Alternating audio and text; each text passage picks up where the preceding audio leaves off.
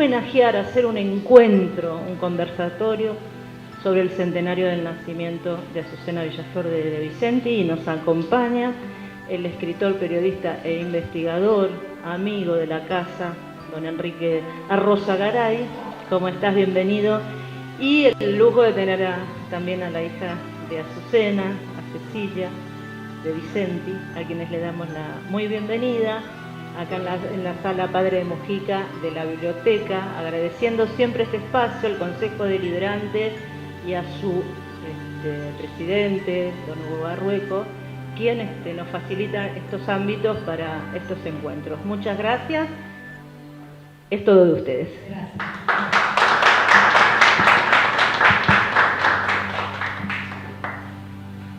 Bueno, gracias por la invitación y gracias a la biblioteca que lleva el nombre de la mamá de Cecilia ya hace varios años. Y bueno, por esta idea, aparte de homenajear a la creadora de las Madres de Plaza de Mayo, nada más ni nada menos, ¿no? Agradezco la presencia de varios amigos, algunos que han venido medio de lejos, otros no tanto, interesados por la temática, sin duda. Y el tema es, bueno, este centenario de Azucena, ¿no?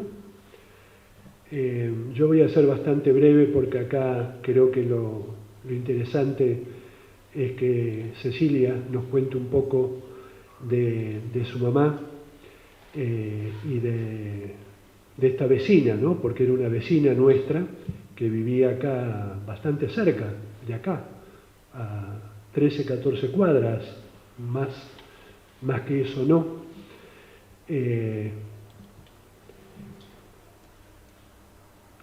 Aunque había nacido en lo que ahora sería Lanús, pero en aquella época, en el 24, era el municipio de Avellaneda. Creo que ustedes lo saben, pero por las dudas, en 1944, Lanús y las localidades que componen hoy el partido de Lanús formaban parte de Avellaneda, era todo el partido de Avellaneda. Ella nació en Valentín Alsina, que era una de las barriadas de Avellaneda en aquel 1924, en aquel abril de 1924, bien digo. Le tocó una época complicada, sobre todo cuando andaba por su medio siglo, porque, bueno, le agarró la época de los 70, en donde toda la situación política se radicalizaba en nuestro país. Por supuesto que cada uno tiene aún hoy en día distintos balances de esa época. Lo que en todos coincidimos sin duda es en la situación crítica que se vivía.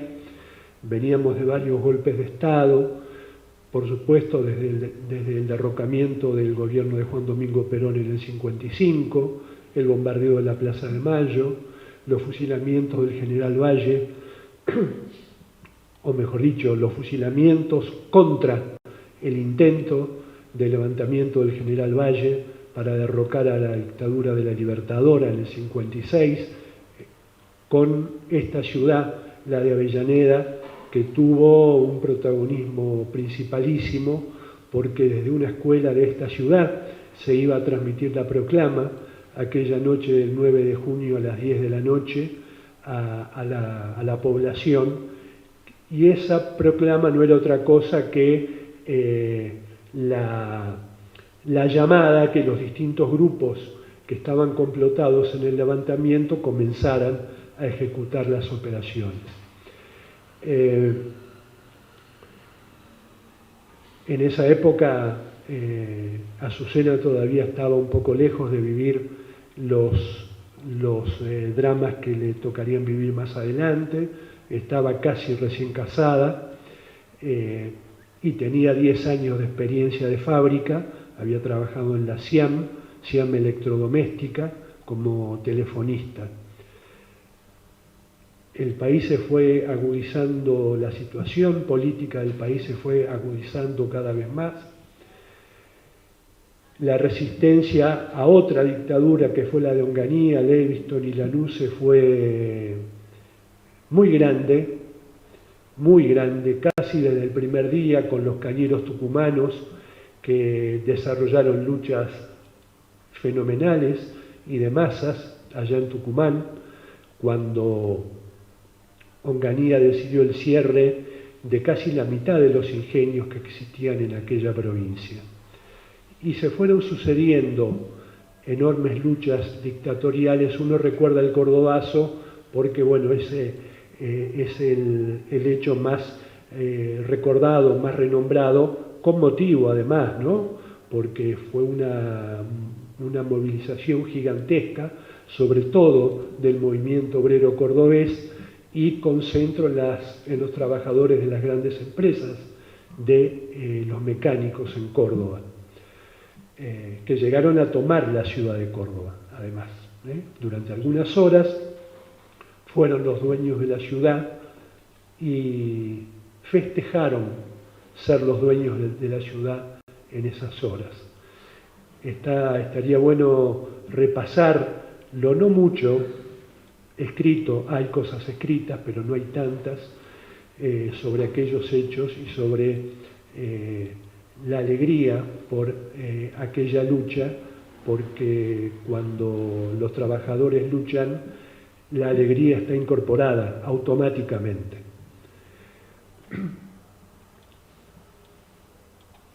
Para frenar ese avance de los trabajadores y de la organización de los trabajadores es que vino, en mi opinión, la dictadura del 76, para frenar ese tremendo auge, esa enorme capacidad de organización que iban teniendo y se iba acrecentando esa capacidad de organización de los trabajadores y de los universitarios y de los curas, que había un sector que había roto con la tradición con la conducción tradicional de la curia, conformando a fines de los 60 el núcleo de los sacerdotes para el tercer mundo. En el campo, las ligas agrarias de Chaco, Corrientes y otras provincias que fueron un ejemplo en el campo para la organización de los pequeños y medianos propietarios, que reclamaban, por supuesto, centralmente la reforma agraria, además de otras cosas.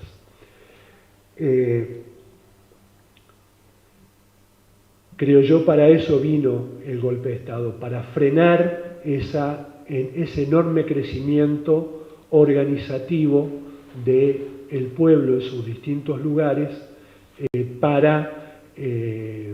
enfocándose hacia un nuevo tipo de país, ¿no?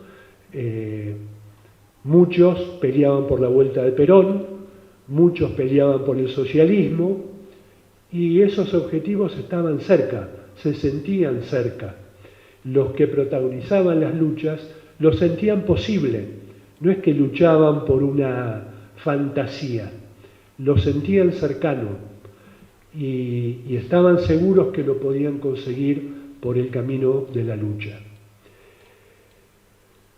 Por supuesto que en ese final, cuando muere Perón, sube Isabel, se precipitan una cantidad de intereses que generan finalmente el golpe de Estado. Los planteos para evitar el golpe de Estado no alcanzaron, aunque estuvieron presentes.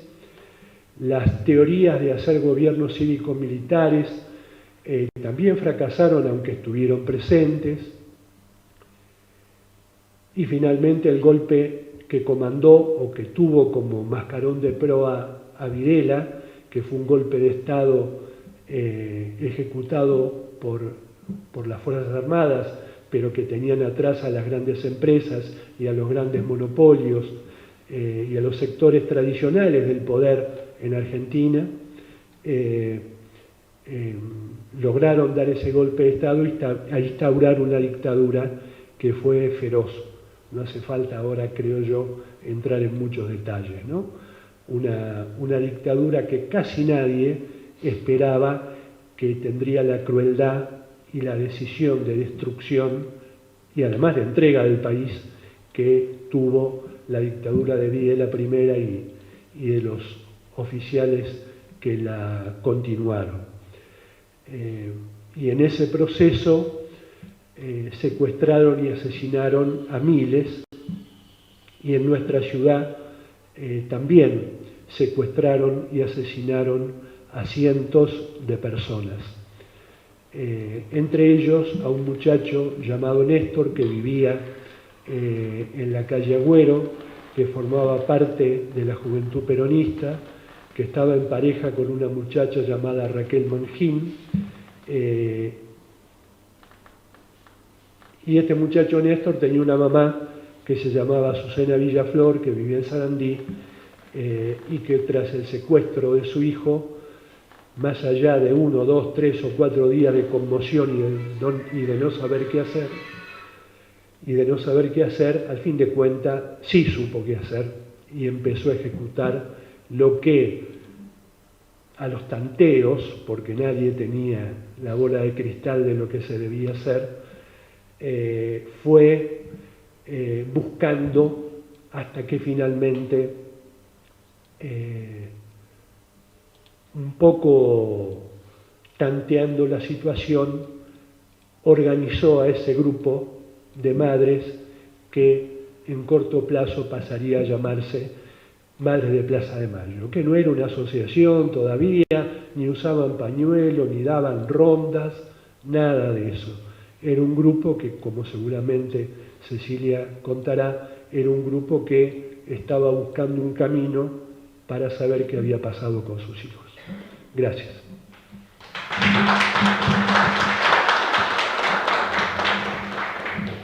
Primero, agradecer tener la biblioteca aquí en Avellaneda, que se llame Azucena Villaflor, agradecerles a ustedes la presencia y pedir disculpas porque vengo media quemada de la cabeza yo por cuestiones laborales.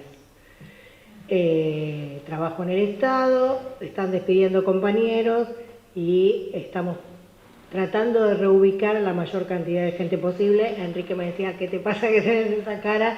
Y la verdad es que vengo quemada. Pero acá voy a hablar de Azucena, que si Azucena pudo con el dolor de la pérdida de un hijo, como yo no voy a poder con el momento político que me toca vivir. Azucena era, lo primero que tengo que decir es que era una mamá común, una ama de casa, esa que nos miraba y sabía cuando alguno de nosotros tenía un problema y nos acompañaba en ese problema. Fue trabajadora de SIAM, se conoció con mi papá, se casaron, durante los primeros 10 años de su vida trabajó en distintas cosas con mi papá, pero después llega un momento que mi mamá se convierte en la trabajadora de la casa, en el ama de casa. Y con la desaparición de Néstor, el 30 de noviembre de 1976, junto a su pareja, Raquel Mangín, la vida en mi casa cambia. Mi mamá deja de ser esa ama de casa full time para ser el ama de casa part time, pero yo lo que siempre trato de transmitir es que en mi casa no cambió la dinámica. Mi mamá siempre tuvo la comida, el horario que la tenía que tener, la ropa planchada, siempre se ocupó de cebarle mate a mi papá. Digo, más allá de esos primeros días de tristeza y de dolor, que no sabía bien qué hacer ni cómo reaccionar, bueno, rápidamente sale a buscar un abogado para que firme un habeas corpus por Néstor y por Raquel. Es muy difícil en dictadura que algún abogado quisiera comprometer su firma, así que le cuesta bastante conseguir quien firme. Finalmente lo consigue, presenta y empieza a hacer lo que hicieron casi todas las madres: ir a cuarteles, hospitales, comisarías, iglesias, y siempre la respuesta era lo mismo: no sabemos nada, se hubieran ocupado antes de sus hijos. Y va a la Liga mi mamá, que era el lugar donde iban todas las madres. Y en la Liga, ¿con qué se encuentra? Se encuentra que le preguntan exactamente lo mismo que le preguntaban los militares: su hijo dónde milita. Cuando le preguntan eso es que mi mamá llega a mi casa y dice, bueno, yo no puedo ir a un organismo de derechos humanos que me pregunte exactamente lo mismo que los militares, si era peronista, si no era peronista, dónde milita, qué hace. Por eso es que no sabemos exactamente en qué fecha, pero de abril, un día en el Vicariato Castrense, mi mamá propone a viva voz, bueno, dejemos de ir solas y vayamos a preguntarle a Videla qué pasó con nuestros hijos. Por eso, un 30 de abril, sábado 30 de abril de 1977, se juntan por primera vez 14 mujeres en la Plaza de Mayo. Ahí se dan cuenta que un sábado no tiene sentido porque en la plaza hay poco movimiento, la actividad es de lunes a viernes por los bancos, por los ministerios, por todo lo que rodea la Plaza de Mayo. Y una madre dice, vengamos los viernes, otra dice, viernes no, es día de brujas, entonces empiezan a ir todos los jueves 15 y 30 de la tarde. Ahí de 14 mujeres pasan a ser cientos de mujeres. Y primero no eran las madres de Plaza de Mayo, los militares decían, ahí están las locas de la plaza. Ellos la veían por la ventana de la Casa Rosada y decían, otra vez están las locas. Y empiezan a molestar las locas porque eran mujeres, muchas que se juntaban, y periodistas extranjeros, porque como siempre hace el periodismo argentino, cuenta la historia que más le conviene. Por eso digo, el golpe fue cívico-militar y no nos tenemos que olvidar de la parte cívica que lamentablemente aún hoy no ha sido juzgada. Sí los militares, pero la verdad es que de la sociedad civil bastante pocos fueron, por eso hoy siguen manejando el poder. Y la economía está en manos de los mismos que estuvieron en aquel momento, o de los hijos o de los sobrinos. Por eso también tenemos los mismos problemas que seguimos teniendo hoy. Porque siempre ellos quieren ganar más y que el pueblo tenga menos. Así es que las madres empiezan a ser cientos, los periodistas extranjeros vienen, a los militares les empiezan a molestar y como había estado de sitio, les dicen a las mujeres, circulen, circulen. No es que ellas empiezan a hacer la ronda, en realidad quienes las incitan a hacer la ronda son los propios policías. Y empiezan a dar vueltas no alrededor de la plaza, de la pirámide de Mayo, como lo conocemos hoy, sino lo que está más cerca de la Casa de Gobierno, que es la estatua de Belgrano. Ahí empiezan de a dos, agarradas del brazo, a caminar.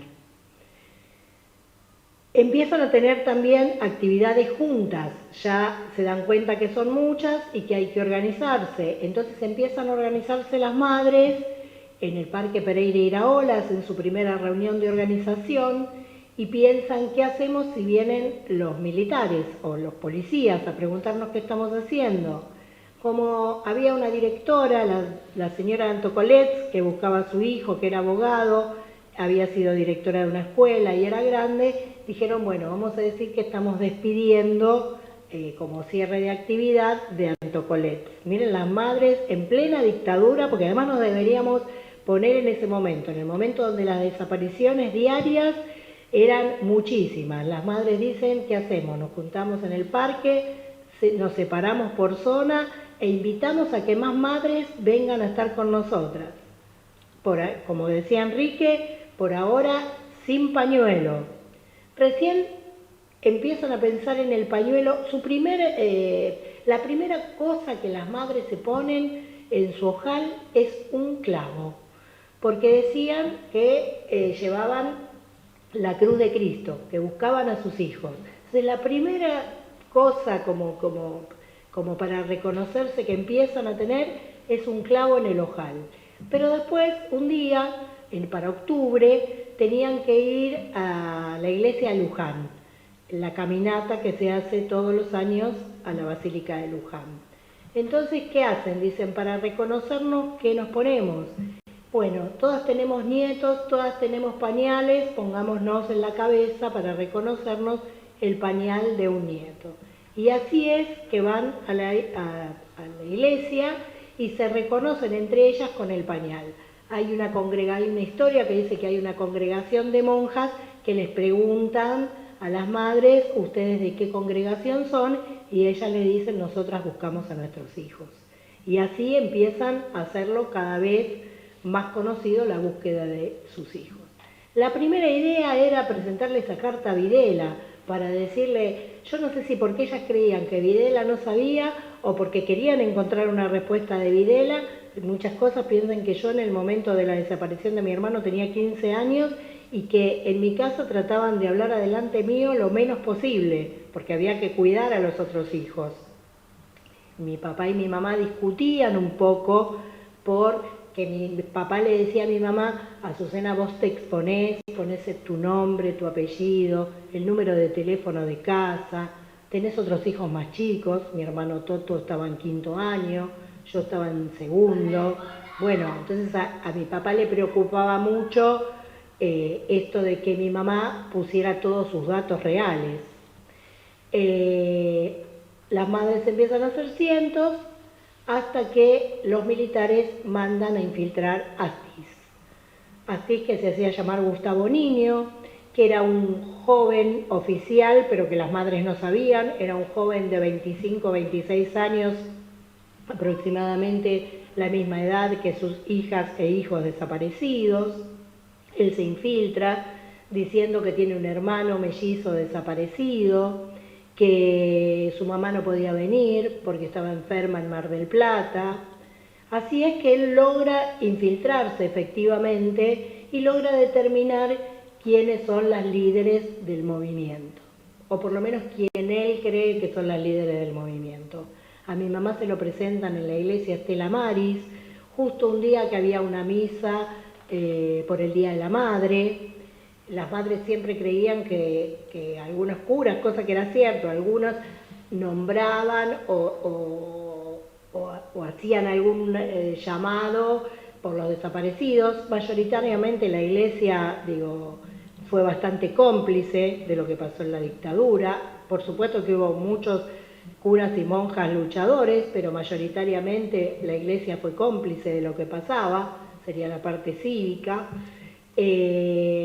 Ahí le presentan a Astiz, cuando mi mamá se iba, bajando la escalera le presentan a Astiz. Astiz logra cierta afinidad con mi mamá y es así que un día él no tenía, le dice a mi mamá que no tenía dónde quedarse a dormir y que no tenía plata y que su mamá estaba en Mar del Plata, y le pregunta a mi papá si Gustavo Niño se podía quedar a dormir en mi casa. Mi papá, que siempre fue tano, bastante celoso, le dice a mi mamá, no se puede quedar a dormir en casa, tenemos una hija adolescente, vos, Azucena, vas, venís, no lo podemos dejar acá. Yo en el juicio dije eso, que por suerte nunca había estado en mi casa y por desgracia también, porque no podría decir es él, pero había más que suficientes pruebas para ponerlo preso.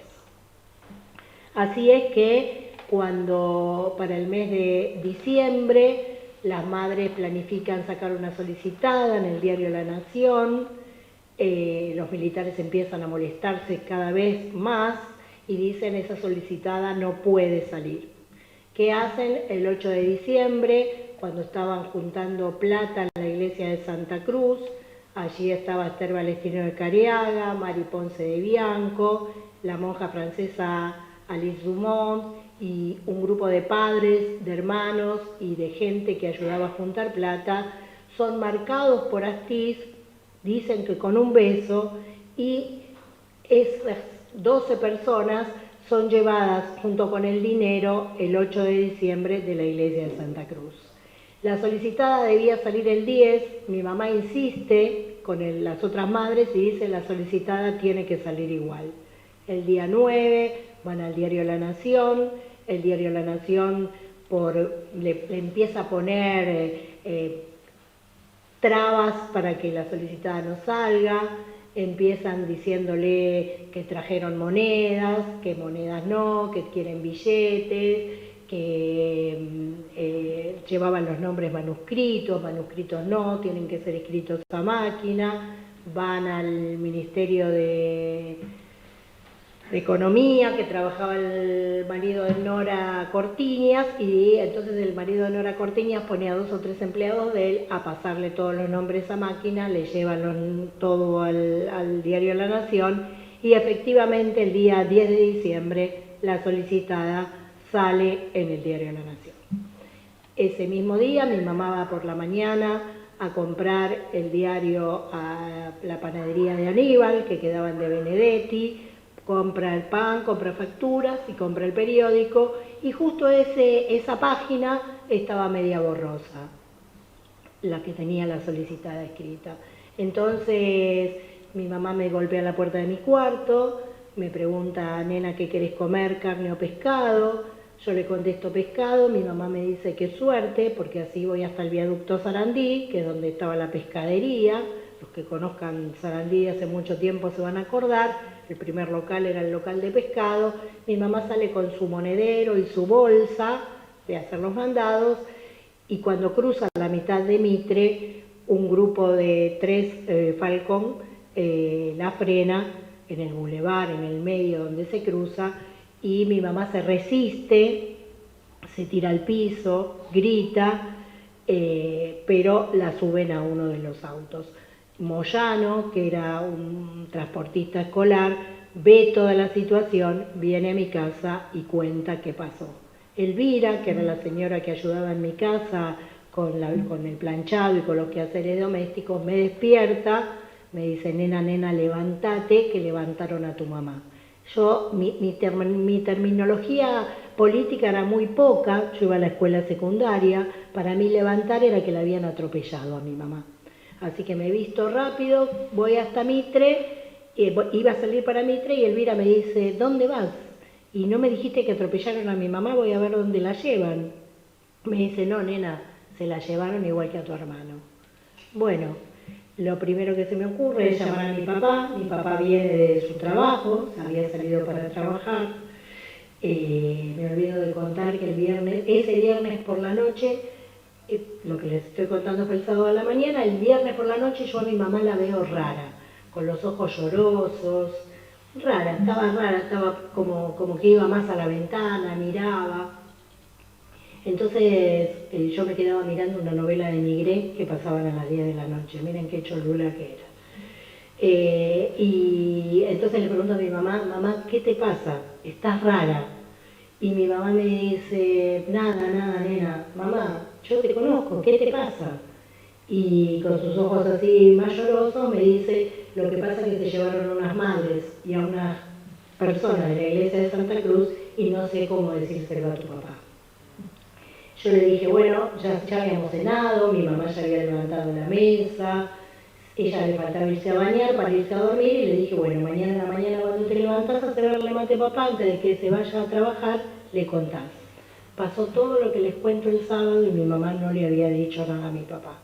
Así que llamo a mi papá vuelve de su trabajo, rápidamente lo primero que pienso es: si mi mamá y mi papá lo primero que hicieron fue sacar de mi casa los discos de Néstor, los libros de Néstor, por si venían los militares, los manuscritos estaban todos en mi casa, todos esos que aparecieron en el diario La Nación, nombre y apellido, estaban en mi casa porque se habían sentado en mi casa a organizar. Entonces lo pongo todo en bolsa de hacer los mandados, arriba pongo unas botellas y se los llevo a una vecina. Lamentablemente esa vecina los quemó y no los tenemos porque históricamente serían maravillosos, pero bueno, sacamos todo de mi casa, así que cuando llegó mi papá, imagínense, siempre pensamos que a mi mamá le iban a dar un susto, que eran 2 o 3 días y que mi mamá iba a volver a mi casa.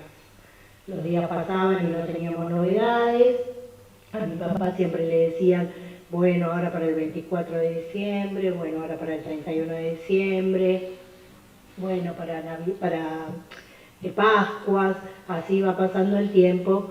Mi papá estaba muy deprimido, se sentaba en la puerta de mi casa, siempre mirando para Mitre, esperando que llegara mi mamá. Mi mamá nunca llegó. Y él se murió 3 años después, de cáncer, pero de tristeza en realidad, ¿no? Bueno, el tiempo fue pasando y en el año 2005 un 24 de marzo estaba en una ronda yo en una marcha de los 24 de marzo, y me dice Ana Bianco, que es la hija de Mari Ponce de Bianco, desaparecida de la iglesia de Santa Cruz: Cecilia, ¿alguna vez te hiciste un ADN? Yo le planteo no, yo nunca me hice un ADN. Me dice, bueno, porque antropólogos quiere hablar con vos. Así que me fui a antropólogos el lunes, me hablé con Maco Somigliana. Maco me dijo, yo no voy a estar en Córdoba. Le dije, Maco, si hay una posibilidad, hacerme el ADN, hay alguien. Me dijo, sí, vení. Me sacaron una gotita de la yema del dedo. Y el 19 de mayo me avisaron que uno de los cuerpos que había aparecido enterrados como NN en el cementerio de General Lavalle era el de mi mamá. Yo el 21 cumplo los años, así que cuando mi hermano Toto me llama para decirme feliz cumpleaños, le digo, porque no podía ni llamar. La tristeza era tal como para mí en ese momento, yo trataría las emociones es muy difícil de transmitirlas, pero para mí en ese momento yo tenía hijos que eran chicos, y le dije, chicos, déjenme llorar en el sillón como si mi mamá se hubiese muerto a mí. Así que lloré 2 días seguidos, y cuando mi hermano me llamó para decirme feliz cumpleaños, le dije, uno de los cuerpos que ha aparecido es el cuerpo de mi mamá. Me dice, llamarlo a Pedro, alguno de ustedes quizás lo conozca a Pedro, o lo haya conocido a Pedro, y decirle lo que pasó. Lo llamo a mi hermano Pedro me dice, es imposible, porque dicen que los cuerpos, los militares, había una teoría que los militares los habían llevado al Tigre. Te estoy diciendo que me hice un ADN, miren lo que es la cabeza, te estoy diciendo que me hice un ADN y que el cuerpo de mamá apareció como NN en el cementerio General Lavalle. Bueno, nos costó bastante hacerle entender a Pedro que era así. Fuimos a los antropólogos, hicimos una conferencia de prensa, todas las 3 hijas juntas, para que todos los medios y toda la gente supiera qué era lo que había pasado con Mari Ponce de Bianco, con Esther Valestino de Cariaga y con Azucena. Y ahí nos pudimos enterar bastante más cosas. Por ejemplo, todo esto que pudimos saber fue gracias a una investigación de unos muchachos que estudiaban periodismo en la Universidad de La Plata. El profesor era Pablo Torello, y el equipo eran unos muchachos que estudiaban periodismo y querían hacer su tesis final, y cómo hicieron su tesis final sobre los cuerpos que aparecían en el Partido de la Costa. Los cuerpos, a la gente que vivía en el Partido de la Costa les había llamado la atención porque eran cuerpos de gente grande en lugar de gente joven, que estaban relativamente acostumbrados a ver cuerpos de gente joven. Sabemos también que fueron tirados vivos de un avión, porque el Doctor Dios, miren cómo se llama quien hace la partida de defunción, Doctor Dios, dice que los cuerpos fueron caídos desde gran altura. Así que podemos saber que mi mamá estuvo entre 3 y 4 días en la exesma, las otras madres estuvieron 5 o 6, porque las llevaron 2 días antes. Fueron fuertemente torturadas. El primer día mi mamá estaba bien, y la verdad es que pensaba que le iban a soltar, y ella le preguntaba los nombres a los jóvenes para contarles a las madres que estaban ahí. Pero ellas tuvieron la desgracia de que rápidamente, como internacionalmente, por Alice Dumont y por Leonid Duquet, Leonid Duquet también es llevada el 10 de diciembre, también la van a buscar a su casa y se la llevan el 10 de diciembre. Pudimos reconstruir la historia, saber que estuvieron entre las primeras que se llevaron 6, las otras 4. Mi mamá estaba bien porque Lila Pastoriza, que era una detenida en la exesma, cuenta que Azucena estaba bien, que a ella también lo que le llama la atención es que es un grupo de gente grande. Se acordaba que mi mamá tenía puesto un vestido floreado, y pudimos saber exactamente todos los pasos, de que fueron torturadas, de que estuvieron en la exesma. y que fueron tiradas vivas de un avión y enterradas como NN hasta el año 2005. O sea que recién ahí nosotros pudimos reconstruir exactamente la historia. Antropólogos nos preguntan a nosotros si queremos, y lo que voy a contar es medio macabro, pero acá somos todos grandes, nos pregunta si quiere que armen el cuerpo de Azucena para podernos despedir de los huesos de Azucena. Mis hermanos varones, siempre tan machos, dijeron no, nosotros no, y yo dije que yo sí, yo necesitaba, aunque sea, despedirme de los huesos de mi mamá, necesitaba verlos, tocarlos, acariciarlos y despedirme. Mis hermanos, después que yo lo hice, me dicen, bueno, entonces nosotros también. Bueno, le dije, ustedes pasen solos, yo quería hablarle, aunque sea los huesos, y despedirme. Ellos después lo hicieron, y después, bueno, vino toda una discusión, tanto con las madres como con la familia, porque hay dos partes de Azucena, y para mí hay dos partes de Azucena. Está la Azucena mamá nuestra, que merecía estar en un lugar con mi papá, y está Azucena pública, esa que todos pueden ir a ver a la Plaza de Mayo. Entonces Pedro decía, no podemos separar a mamá en dos. Primero, el cuerpo de mi mamá no estaba entero, porque los militares fueron tan macabros que les cortaron las manos, para que no puedan identificarlas por huellas dactilares. Entonces ya el cuerpo de mi mamá no estaba entero. Y después las cenizas eran eso, eran dos partes, era la parte pública y la parte privada. Miren lo que es la vida, unos años antes, creo que 2001, 2002, mi papá, que nunca quiso estar en la bóveda familiar, cuando fallece, mis hermanos que eran más grandes que yo, resuelven que vaya a la bóveda familiar. En el año 2001-2002, el cajón de mi papá se raja, y entonces hay que tomar la determinación de qué hacer. Bueno, ¿qué hacer? Cremarlo. Y mi hermano Toto me dice en la plaza de Mayo, ya sé, vos me vas a decir que vaya a la Plaza de Mayo y yo te digo que no quiero hacer público lo de papá. Bueno, elegimos un arbolito en la calle Azucena Villaflor, ahí en Puerto Madero, porque todavía Kramer no se llamaba Azucena Villaflor, y a mí me parecía muy feo ponerla en el lugar más triste de mi mamá, que era el lugar de desaparición.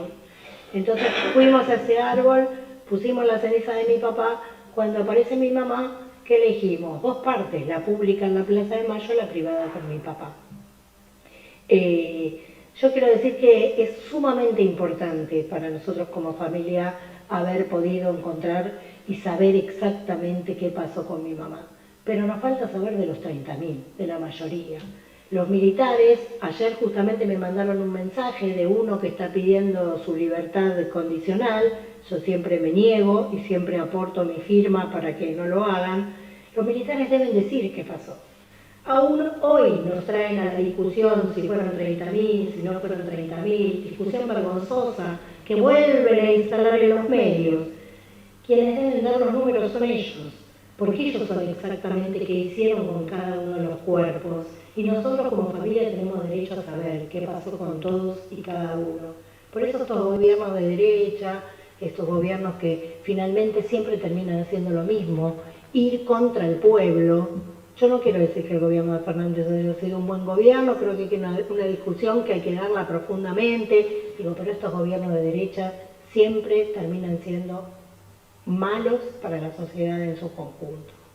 Por eso, como voy a las escuelas secundarias, trato de decirles que piensen que la democracia es importante, que lo otro es importante y que la historia es importante.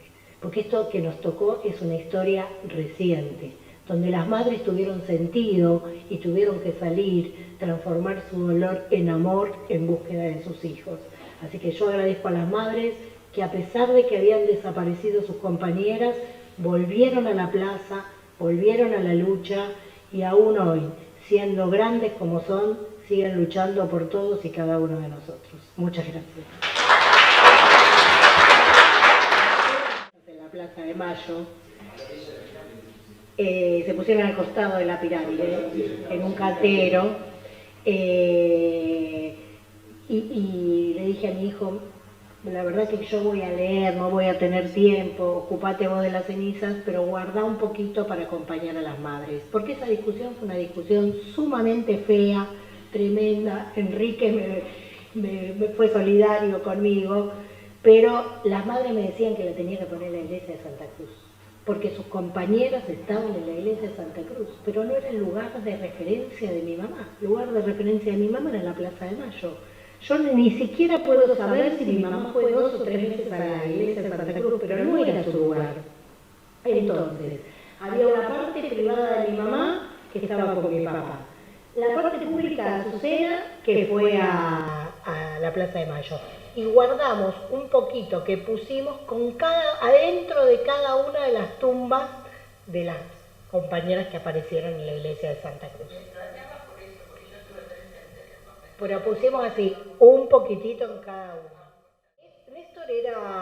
Néstor era un militante peronista, que tenemos varias historias para contar de Néstor, que estudiaba arquitectura en la universidad de la UBA, que hacía planos y que vivía en Posadas y no me acuerdo cuál, con un grupo de compañeros de él, hacía los planos, ganaba buena plata y un día dijo, yo no puedo seguir ganando la plata que gano y quiero ir a trabajar a una fábrica. Y se va a trabajar a la Bernalesa. Su compromiso, claro, cada vez fue mayor y mi hermano termina siendo el referente de prensa zona sur de Montoneros. Su militancia, él estaba comprometido con la militancia, pero era un comprometido con la vida además, porque mi mamá me retaba porque yo no estudiaba y Néstor se metía ahí en medio de que mi mamá me estaba retando, nena, ¿por qué no estudiás? Que te llevas materia, qué sé yo, y Néstor se metía ahí en el medio y le decía, mamá, hacela a estudiar y trabajar si querés, pero no la retes así. Néstor estaba sentado en el sillón de mi casa un día con la suela del zapato rota, con un agujero. Entonces Pedro Padre, que tenía por costumbre decirle a mi mamá que nos diga las cosas, le dice a Azucena, anda a comprarle un par de zapatos a ese muchacho que mira el agujero que tiene. Mi hermano le ponía papel adentro, pero no se hacía arreglar la suela del zapato. Y mi mamá va, yo no sé, los que sean del barrio saben que estaba Susi y Yulicar. Entonces mi mamá va a comprarle un par de zapatos a mi hermano, a Yulicar, porque los varones se compraban más en Yulicar. Va, le compra el par de zapatos, se lo da a mi hermano Néstor, y a la semana siguiente vuelve mi hermano de visita con los mismos zapatos y mi papá le dice, pero Azucena, ¿no te dije que le compres un par de zapatos? Y mi mamá le dice, sí, Pedro, se los compré y se los di. Y bueno, pregúntale qué hizo. Entonces mi mamá, que estaría hinchada la guinda, le dice, Pedro, pregúntale vos qué hizo con los zapatos. Y mi hermano le dice, sí, papá, muchas gracias, pero había un compañero que los necesitaba más que yo. Entonces él no daba lo viejo, vieron que nosotras aparamos del placar y damos lo que no usamos, no, él daba lo nuevo. Era su militancia. Él creía que un país mejor, distinto, más justo, con hospitales para todos, con vivienda para todos, con trabajo para todos, era posible. Nunca supimos dónde se lo llevaron. Sabemos que salió con vida de su casa porque las vecinas le dicen, muy golpeado, junto a su pareja. A él se quedaron esperándolo los militares. Raquel estaba en su casa, ella hacía en su casa cosas de gamuza, carteras, chalecos. Ella estaba y él no, y él cuando él llegó se lo cruzó una nenita. Ahí tenemos dos versiones. Enrique dice que la mandaron a la farmacia a comprar cinta, a mí me dijeron que la habían mandado a comprar algo fresco porque estos no tenían nada fresco que comer, pero la nenita sale, una nenita vecina, sale a comprar algo y lo ve a mi hermano y no le avisa. Pero estaban apostados en las terrazas, no hubiese tenido forma, tampoco lo hubiesen matado ahí. Pero nunca supimos nada, ni de Raquel ni de Néstor, lamentablemente. Un detalle más de Néstor, si me permiten. Él comenzó a formarse en la política, en la arquitectura, justamente. Es decir, primero, él venía de una casa que era peronista, ¿no? Así. Pero la militancia orgánica la empezó a hacer en las FARC, en las Fuerzas Armadas Revolucionarias, en la Facultad de Arquitectura. Y luego cuando FARC se une con Montoneros o se incorpora a Montoneros, ahí él pasa a ser un hombre más de Montoneros, con militancia en la zona sur, ¿no? Anduvo por Lanús y anduvo por Quilmes, no sé si llegaría hasta Berazategui o algo por Avellaneda, pero su zona principal era Bernal, Quilmes, etc. Pero su inicio de formación política estuvo en la FAE. En Avellaneda anduvo porque cuando nace Silvana es la hija más grande de mi hermano Pedro. Silvana nace el 8 de junio de 1974. Mi cuñada tuvo, no sé si ustedes se acuerdan que había en Pala un sanatorio de monjas. Ahí vamos con Néstor a conocer a mi sobrinita y en lugar de hacerme ir en colectivo, hacían frío de morirse, y en lugar de hacerme ir en colectivo, que era lo lógico que nos tomáramos el colectivo para ir hasta Mitre al 3000, me hace ir caminando. Y en lugar de ir por Mitre, me lleva por la placita de Jaramillo. En la placita de Jaramillo me dice, frenamos, y me dice, si me tenés que llamar, la primera vez que yo ni siquiera reparé en ese momento, me dice, si me tenés que llamar, no me llames Néstor, llamame Paco. Y él se pone a jugar a la pelota con unos muchachos, pero se habrán puesto a hablar de política, así que algo en Avellaneda hacía.